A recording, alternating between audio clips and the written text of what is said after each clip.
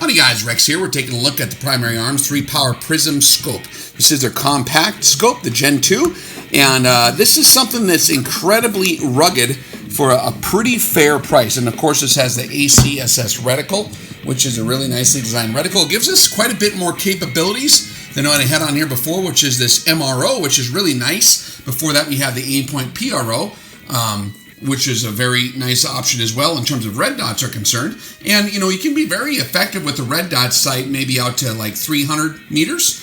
And if you know what you're doing, and you got a small enough, I think these like a 2-minute of angle dot on some of these. And that'll work fine. However, if you really want to get the maximum capability out of your cartridge or a bit more range, having something with the ballistic drop compensation and the ranging abilities and stuff like that is going to dramatically increase your effectiveness. Now, the coolest thing about this scope that I like is the fact that it has a cut reticle in it, just like a standard rifle scope, and it's a prism scope, so it's very inherently rugged.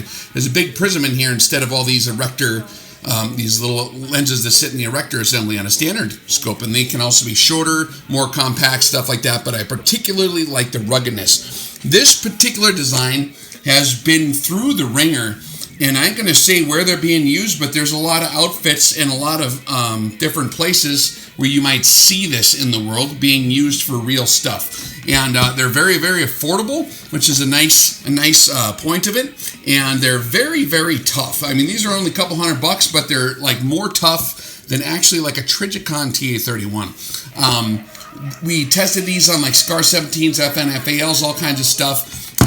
Rob Skeet from AK Operators Union, I think, drug one behind a truck on a rope, like down a gravel road. You can watch a video. And they're really tough. They've been thrown at the bottom of lakes and fished out of there after a couple months, and they're just a great, there's no doubt about the ruggedness of these. And also the resistance to that peculiar forward recoil impulse generated by bolts on rifles of this design. You have a bolt slamming forward. Simulates the air gun recoils, kind of. And so they knock the crap out of scopes. A lot of rifles do, particularly these little combat scopes, these little compact style ones. So this is a really nicely made one.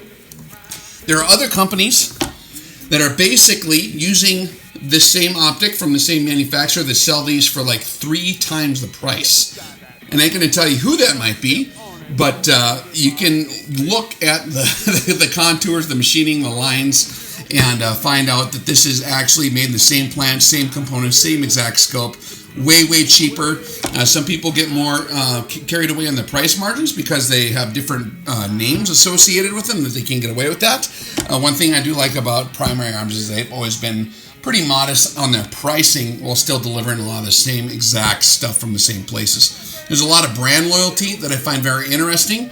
When you're looking at scopes that, like 3 scopes are on the table, they're all identical. They got the same like erector groups, they got the same like lenses, they got the same dude putting it together in the same factory, and then but it has a different name stamped on it. And guys will get super loyal or super offended if you have a scope different than theirs and you like that one too. So if you really understand the industry of optics particularly, you're going to find that a lot of these are made in the same place and they're basically the same deal. And you're going to find differences in the price and in the configuration.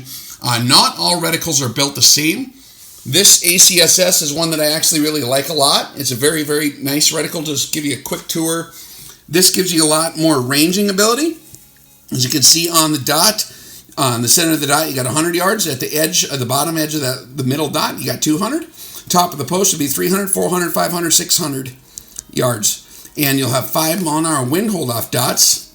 And you'll have your ranging brackets here as well. And I'll show you some more real quick. So you got a 5 mile-an-hour wind hold-off dots, which is something you're not going to see in the other reticles offered by other outfits. And then you got your target lead for 8.6 mile-an-hour target. That's exactly the speed that dudes run when they're wearing boots and gear. Maybe, or pretty close to that, right? And we also have your stadiometric ranging for a target 5 foot 10 inches tall. You just stand them foot to head here, and this will give you your range. 300 yards if he's this tall, 400 if he's this tall, 500, 600 if he's this tall. Very, very nice to have that instant ranging capability with no electronics, nothing needed. You don't have to take your eyes off the target either. You always got your target right in your scope. which is what you want to happen in real life. And then also you can put the width of the target, the shoulder width, in these lines to range them that way. Likewise here. So there's a lot of stuff going on here. That's pretty nice. So you got your wind hold off dots, you got your ranging vertically and horizontally.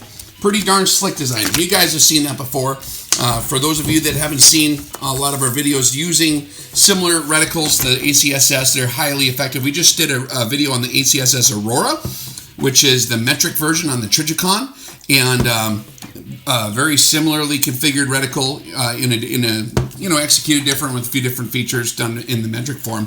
Very, very effective. You can just completely destroy everything from 0 to 600 without even thinking. And you can train like a 11-year-old kid in about 3 minutes how to be basically really effective with this thing, if you know how to get the 0 done properly. And so I like it, and it's not a bad choice. It's also impervious if you have like an eye disease or astigmatism, or if you had LASIK surgery. Sometimes those dots and a red dot will kind of halo out and give you that kind of smeared look of light, and that can be problematic for those dudes. Also, your battery goes dead in here, you're fine. Battery goes dead in here, this is basically useless. It's garbage. And so for long-term collapse of civilization, zombie apocalypse, post-World War III, EMP, long wave, whatever situation you can imagine, this steel's only good as long as you can find batteries. Once you don't, this thing is basically garbage. And then hopefully you remembered where you put your sight, right?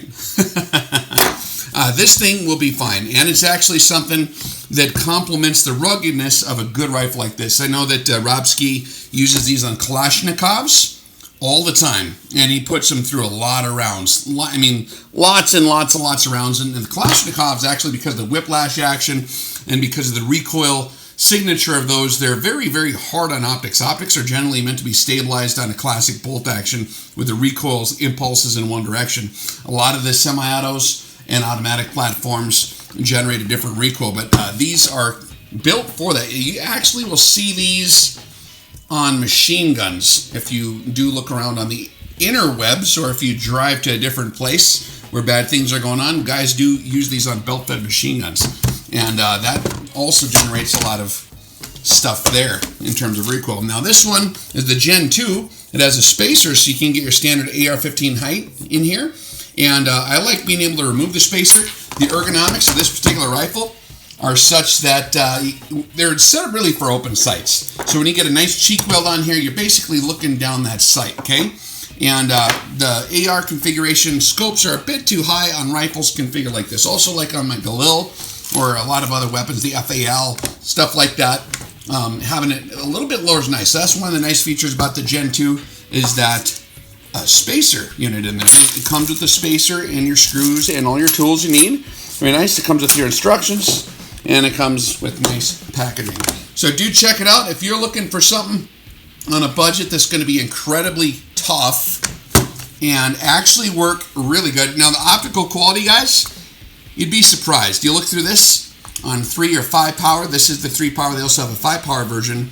It's actually pretty much every bit as clear as anything else you're going to find. I've run M145 Alcans. I've run all the Trigicon stuff, and you're not going to really notice a huge difference. This one will actually give you a little bit better eye relief. This will give you 2.7 to 2.9 inches of eye relief, whereas you guys know the TA-31s, you got to get like right up on there. So you can actually mount this on this rifle, and you don't have to get goofy with your ergonomics. You can look through it almost like normal.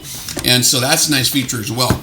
And it's a little bit heavier, a little bit bigger, but that's a good thing. I like that. Guys complain about that sometimes. I actually think that's a desirable trait, particularly in an optic. This is generally going to be your weakest point in the system, and having something that's overbuilt in terms of optics, in my opinion, is very desirable. Let's give you a quick look at the turrets here. They, of course, are protected by these caps and these little rubber holder downers. There we go. We have our, oh boy, here we go. There we go. These are in 1/4 minute of angle clicks, and you would get a coin and go in here and click it. It's actually a decent system. It works quite well. And we have a little rail on top. So if you want to run like a little reflex sight up there or something else, that is totally possible as well. Comes with the scope cap, lenses, and all that, or the scope caps for the lenses, and not a bad setup, guys. If you're looking for something where you can get out to 600 real easy for your 5.56, check it out. You really thought you'd get away with it, big guy?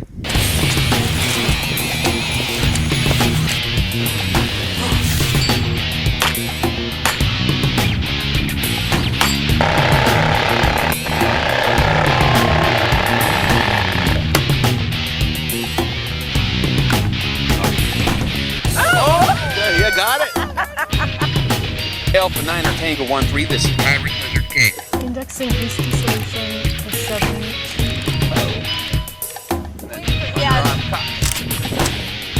What in the hell are you holding? It's not sure. It's an MP49, that's a saw.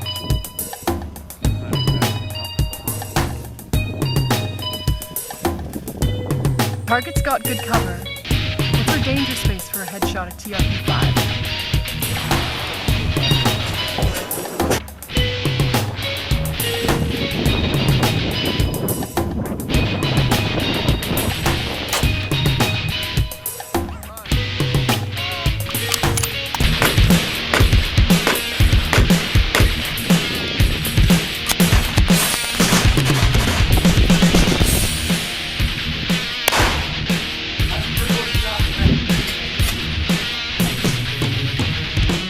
Hi, Mom.